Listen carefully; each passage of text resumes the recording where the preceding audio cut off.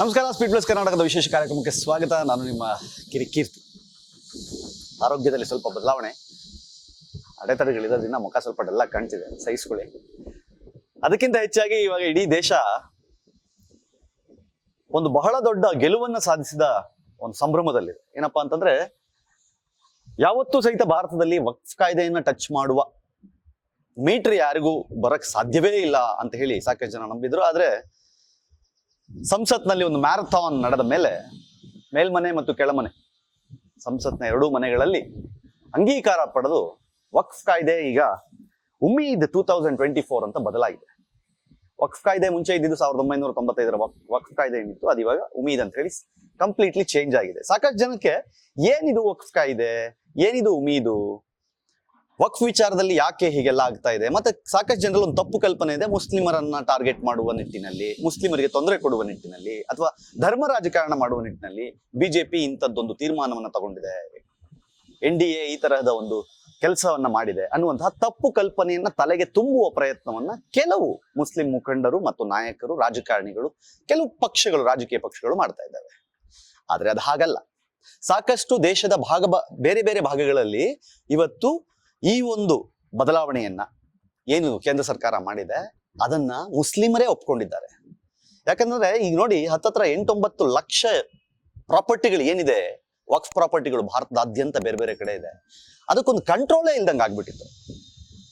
ಅದಕ್ಕೆ 3 ಬೇರೆ ಬೇರೆ ಸಮಿತಿಗಳಿದೆ. ಅದ್ರ ವಕ್ಫ್ನ ಕೇಂದ್ರ ಸಮಿತಿ ಇರ್ಬೋದು, ರಾಜ್ಯ ಸಮಿತಿ ಇರ್ಬೋದು, ಅಥವಾ ರೀಜನಲ್ ಸಮಿತಿಗಳಿರ್ಬೋದು, ಬೇರೆ ಬೇರೆ ಇದ್ರೂ ಸಹಿತ ಇಷ್ಟ ಬಂದ ಹಾಗೆ ಕಂಟ್ರೋಲ್. ಅಂಡ್ ಮೋರ್ ಓವರ್ ಎಲ್ಲಕ್ಕಿಂತ ಹೆಚ್ಚಾಗಿ ಏನಾಗಿತ್ತು ಅಂತಂದ್ರೆ, ನಾವು ಇತ್ತೀಚಿನ ದಿನಗಳಲ್ಲಿ ಬಹಳ ಕೇಳ್ತಾ ಇದ್ವಿ, ರೈತರ ಭೂಮಿ ಅಂತಿಲ್ಲ, ದೇವಸ್ಥಾನ ಅಂತ ಇಲ್ಲ, ಯಾರ್ದೋ ಜಾಗ ಅಂತ ಇಲ್ಲ, ಸಿಕ್ಕ ಜಾಗಗಳನ್ನ ಇದು ವಕ್ಫ್ ಅಂದ್ಬಿಟ್ರೆ ವಕ್ಫ್ ಅಷ್ಟೇ. ಸೊ ಹಾಗಾದ್ರೆ ಏನು ಆ ತರಹದ ಸಿಸ್ಟಮ್ ಇನ್ನು ಮುಂದೆ ನಡೆಯೋದಿಲ್ಲ ಅನ್ನೋದು ಒಂದು ಮಹತ್ತರವಾದ ಬೆಳವಣಿಗೆ. ಏನಿತ್ತು ಅನ್ನೋದು ನನ್ನ ಕನ್ನಡಪ್ರಭದಲ್ಲಿ ತುಂಬಾ ಅದ್ಭುತವಾಗಿ ಡೀಟೇಲ್ ಆಗಿ ಹೇಳಿದ್ದಾರೆ. ಸೊ ಹಾಗಾಗಿ ಅದನ್ನ ನಿಮಗೆ ಅರ್ಥ ಮಾಡಿಸ್ಬೇಕು ವಿಡಿಯೋದಲ್ಲಿ ಅನ್ನೋ ಕಾರಣಕ್ಕೆ ಹೇಳ್ತಾ ಇದ್ದೀನಿ ಏನೇನು ಬದಲಾವಣೆ ಆಗುತ್ತೆ ಅಂತ. ವಕ್ಫ್ ಕಾಯ್ದೆ 1995.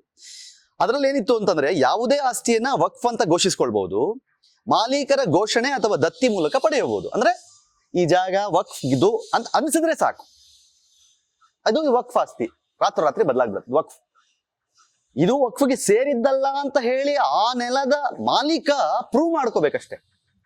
ಆದ್ರೆ ಅದು ವಕ್ಫ್ ಅಂತ ಅವ್ರು ನಿರ್ಧಾರ ಮಾಡಿದ್ರೆ ಅವ್ರದ್ದು. ಹಾಗಾಗಿಯೇ ಕೆಲವು ಸಾವಿರ ಎಕರೆಗಳಲ್ಲಿದ್ದ ವಕ್ಫ್ ಆಸ್ತಿಗಳು ಇವತ್ತು ಲಕ್ಷಾಂತರ ಎಕರೆ ಹಂತಕ್ಕೆ ಬಂದು ಕೂತಿರೋದು. ಇವಾಗ ಏನಾಗುತ್ತೆ, ಉಮೀದ್ನಲ್ಲಿ ಯಾವ ಆಸ್ತಿಯನ್ನು ಬೇಕಾದ್ರೂ ವಕ್ಫ್ ಆಸ್ತಿ ಅಂತ ಘೋಷಿಸುವ ಅಧಿಕಾರಕ್ಕೆ ಕತ್ರಿ ಬಿದ್ದಿದೆ. ಆಮೇಲೆ ಕನಿಷ್ಠ 5 ವರ್ಷಗಳಿಂದ ಅವ್ರು ಮುಸ್ಲಿಂ ಆಗಿರ್ಬೇಕು, ಅವರು ವಕ್ಫ್ ಆಸ್ತಿಗೆ ದಾನ ಕೊಡಬೇಕು ಅಂತಂದ್ರೆ ಅದೆಲ್ಲಿಂದ ಬಂತು ಏನು ಎಲ್ಲ ಮೂಲ ಹುಡುಕ್ತಾರೆ. ಈಗ ಮುಂಚೆ ಏನಾಗಿತ್ತು, ಸರ್ಕಾರಿ ಆಸ್ತಿ ವಕ್ಫ್ ಆಸ್ತಿ ಅನ್ನೋದ್ರ ಬಗ್ಗೆ ಸ್ಪಷ್ಟ ನಿಯಮ ಇರಲಿಲ್ಲ. ಸರ್ಕಾರಿ ಆಸ್ತಿಗಳು ಅಂದ್ರೆ ಗೌರ್ಮೆಂಟ್ ಲ್ಯಾಂಡ್, ಅದು ವಕ್ಫ್ ಆಗ್ಬಿಟ್ರೆ ವಕ್ಫ್. ಇವಾಗ ಹಂಗಾಗಲ್ಲ. ಆ ತರದ ವ್ಯಾಜ್ಯ ಇದ್ರೆ ಸರ್ಕಾರಿ ಆಸ್ತಿನ ವಾಪಸ್ ಕೊಡ್ಬೇಕು ಇವಾಗ. ಸೊ ಅದಕ್ಕೆಲ್ಲ ಇವಾಗ ಕತ್ರಿ ಬೀಳುತ್ತೆ. ಆಮೇಲೆ ವಕ್ಫ್ ಆಸ್ತಿ ಯಾವುದು ಅಂತ ನಿರ್ಧರಿಸೋದು ವಕ್ಫ್ ಮಂಡಳಿ ಆಗಿತ್ತು ಮುಂಚೆ, ಅಧಿಕಾರ ಅವ್ರಿಗೆ ಇತ್ತು. ಈಗ ಹಂಗಲ್ಲ, ಈ ಅಧಿಕಾರನ ರದ್ದುಗೊಳಿಸ್ಬೇಕು. ಅಂದ್ರೆ ಹೇಳೋದು, ಈಗ ನನಗೊಂದು ಆಸ್ತಿ ಇದು ನಂದು ಅಂತ ಹೇಳಿ ನಾನು ಒಳಗೆ ಹಾಕೊಂಡ್ಬಿಟ್ಟೆ ಅಂತ ಅನ್ಕೊಳ್ಳಿ, ಅದು ನಂದು ಅಲ್ವಾ ಅಂತ ಡಿಸೈಡ್ ಮಾಡೋದು ನಾನೇ. ಮುಂಚೆ ವಕ್ಫಲ್ಲಿ ಆ ತರದ ರೂಲ್ಸ್ ಇತ್ತು, ಅದನ್ನ ಇವಾಗ ಕಟ್ ಮಾಡಿದ್ದಾರೆ. ಸೊ ಇದಿಷ್ಟು ಮೇಜರು. ಆಮೇಲೆ ಮುಂಚೆ ಏನು ಅಂತಂದ್ರೆ, ವಕ್ಫ್ನಲ್ಲಿ ಕೇವಲ ಮುಸ್ಲಿಂ ಧರ್ಮೀಯರು ಮಾತ್ರ ಇದ್ರು ಆ ಕಮಿಟಿಯಲ್ಲಿ. ಈಗ ಮುಸ್ಲಿಮೇತರನ್ನೂ ಸಹಿತ ಆ ಕಮಿಟಿ ಒಳಗಡೆ ತರ್ತಾ ಇದ್ದಾರೆ. ಸೊ ಹಾಗಾಗಿ ಇಲ್ಲೊಂದು ಕ್ಲಿಯರ್ ಏನು ಆಡಳಿತ ನಡೆಯುತ್ತೆ ವಕ್ಫ್ನ ಒಳಗೆ. ಆಮೇಲೆ ಲಕ್ಷಾಂತರ ಮುಸ್ಲಿಮರಿಗೂ ಸಹಿತ ವಕ್ಫ್ ಆಸ್ತಿಗಳಿಂದ ಅನ್ಯಾಯ ಆಗಿದೆ ಅನ್ನುವ ಮಾತನ್ನ ನಾವು ಕೇಳಿದ್ವಿ. ಈಗ ನೋಡಿ, ಫಾರ್ ಎಕ್ಸಾಂಪಲ್ ನಾನು ಹೇಳ್ತಾ ಇರೋದು, ಕೇರಳದಲ್ಲಿ ವಕ್ಫ್ ಸಂತ್ರಸ್ತರು ಅಂತೆ, ಅಂದ್ರೆ ವಕ್ಫ್ನವರು ಯಾರ್ಯಾರ್ದ ಆಸ್ತಿಯನ್ನು ಹಾಕೊಂಡಿದ್ರಲ್ಲ ಪಾಪ ಅವರೆಲ್ಲ ನಿನ್ನೆ ಬಿಜೆಪಿಗೆ ಜಾಯ್ನ್ ಆಗಿದ್ದಾರೆ. ಕೇರಳದಲ್ಲಿ ಬಿಜೆಪಿ ಪಾರ್ಟಿಗೆ ಬಂದು ಜಾಯ್ನ್ ಆಗಿದ್ದಾರೆ. ಒಂದು ಪಕ್ಷ ಅಂತಲ್ಲ, ಕೇಂದ್ರ ಸರ್ಕಾರ ಇವಾಗ ತನ್ನ ಗಟ್ಟಿ ನಿರ್ಧಾರ ಮಾಡಿ ಯಾವ್ದು ಸಾಧ್ಯವೇ ಇಲ್ಲ ಅಂತ ಹೇಳಿ 377 ಸಾಧ್ಯವೇ ಇಲ್ಲ ಅಂದಿದ್ರು, 3 ತಲಾಕ್ ತೆಗಿಯಕ್ಕೆ ಸಾಧ್ಯವೇ ಇಲ್ಲ ಅಂದಿದ್ರು. ಹಾಗೆ ಇದು ಸಹಿತ ಟಚ್ ಮಾಡಕ್ ಆಗಲ್ಲ ಅಂತ ಅಂದ್ಕೊಂಡಿದ್ರು. ಈಗ ಕೆಲವರು ತಲೆ ಚಚ್ಕೋತಾ ಇದ್ದಾರೆ. ಈ ಸರ್ಕಾರ ಬಂದ ಮೇಲೆ ಏನು ಬೇಕಾದ್ರೂ ಮಾಡುತ್ತೆ ಅನ್ನೋದು ಗೊತ್ತಾಗಿದೆ. ಈಗ ಅದಕ್ಕೆ ಸಂಬಂಧಪಟ್ಟ 2 ಸಂಸದರು ಇವಾಗ ಸುಪ್ರೀಂ ಕೋರ್ಟ್ ಹೋಗಿದ್ದಾರೆ.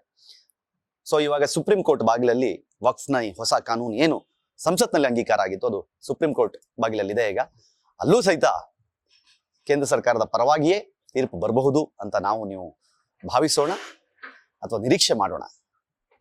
ಏನನ್ಸುತ್ತೆ ಈ ಕಾಯ್ದೆಯ ಬಗ್ಗೆ, ಈ ಹೊಸ ಬದಲಾವಣೆಯ ಬಗ್ಗೆ ಕಮೆಂಟ್ ಮಾಡಿ ಹೇಳಿ. ನೋಡ್ತಾ ಇರಿ ಸ್ಪೀಡ್ ಪ್ಲಸ್ ಕರ್ನಾಟಕ. ಇದು ನಿಮ್ಮಿಂದ ನಿಮಗಾಗಿ, ನಿಮಗೋಸ್ಕರ. ಮತ್ತೆ ಸಿಗ್ತೀನಿ. ನಮಸ್ಕಾರ. Speed plus Karnataka.